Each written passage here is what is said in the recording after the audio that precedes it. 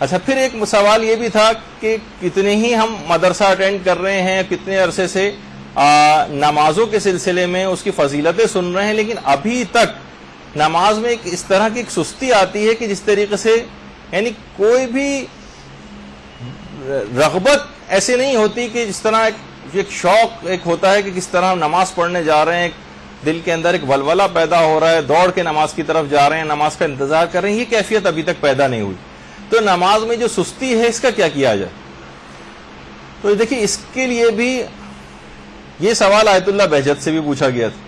ایک جوان نے کہا تھا کہ نماز پڑھنا میرے لیے بہت ہی مشکل کام ہے، آخری منٹوں میں بھی بہت ہی مشکل سے جاتا ہوں نماز پڑھنے کے لیے، اب میں کیا کروں؟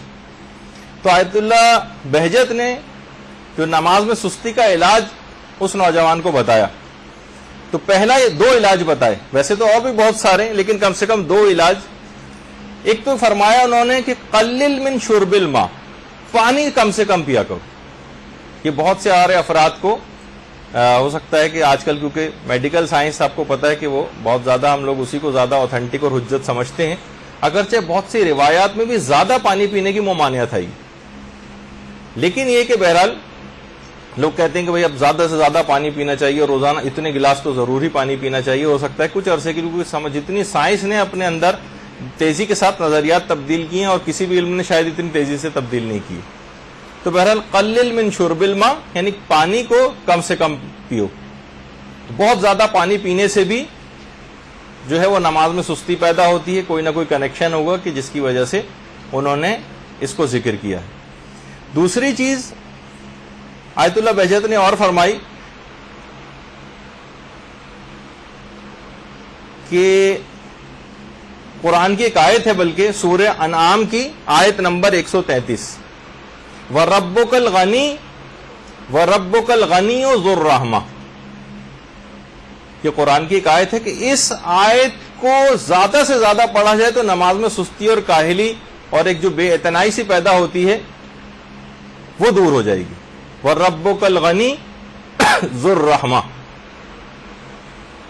یہ زیادہ سے زیادہ پڑھا جائے. وہ بچے اور نوجوان کے والدین جن کے سلسلے میں پریشان رہتے ہیں کہ ان کو کوشش کر کر کے ہم تھک جاتے ہیں، نماز کے لیے آمادہ نہیں ہوتے، ان کو بھی آپ یہ بتائیں کہ چھوٹی سی ایک آیت ہے، اس کا ایک ٹکڑا وَرَبُّكَ الْغَنِيُّ ذُو الرَّحْمَةِ، یہ سورہ انعام کی آیت نمبر 133. یہ بچے سے کہیں کہ روزانہ زیادہ سے زیادہ پڑھ لے تو آپ کچھ ہی دیکھیں گے، دنوں میں دیکھیں گے کہ یہ تبدیلی اس کے اندر ایک رونما ہونے لگے گی اور نماز کی طرف خود بخود رغبت ہو جائے گی. پھر ایک مسئلہ یہ بھی تھا کہ چلیں نماز کی طرف اگر چلے بھی جاتے ہیں تب بھی نمازوں میں خشوع و خضوع پیدا نہیں ہوتا. نمازوں میں خشوع و خضوع، اس کا جواب بھی ظاہر ہے کہ علماء ہی سب سے زیادہ بہتر دے سکتے ہیں. تو آیت اللہ بہجت نے اس کے بھی نمازوں میں خشوع و خضوع کے لیے کیا کریں. ویسے جو بہت پرانا گروپ یہاں پہ بیٹھا ہوا ہے، نماز میں خشوع و خضوع کے 35-40 طریقوں کے اوپر ہماری کلاس ہو چکی ہے. بہت اگرچہ اس کو 7-8 سال ہو گئے کلاس کو، لیکن یہ کہ انشاءاللہ آپ لوگوں کے لیے ذرا نئے انداز سے دوبارہ وہ کلاس لینی ہوگی تاکہ سب کے لیے پھر فائدہ مند اور کارآمد ہو جائے. اس میں پریکٹیکل طریقے ہم ذکر کریں گے کہ نمازوں میں ہم خشوع و خضوع کیسے پیدا کریں. آیت اللہ بہجت کے صرف 2 طریقے آج انہوں نے فرمایا کہ ایک تو امام زمانہ علیہ السلام سے توسل حقیقی پیدا کریں، اللہم صلی علی محمد وعلی محمد،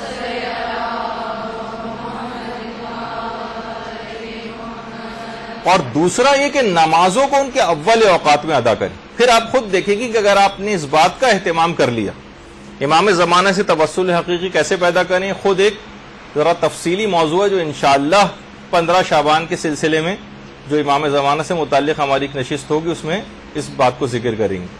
اور نمازوں کو ان کے اول اوقات میں ادائیگی خود اس بات کا لازمہ بن جائے گی کہ آپ کا نمازوں میں خشوع و خضوع خود بخود پیدا ہو جائے.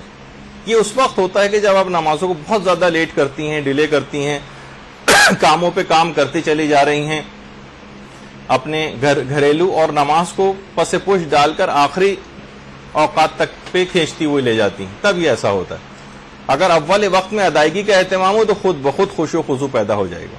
برحمتك يا أرحم الراحمين وصلى الله على محمد وآله الطاهرين.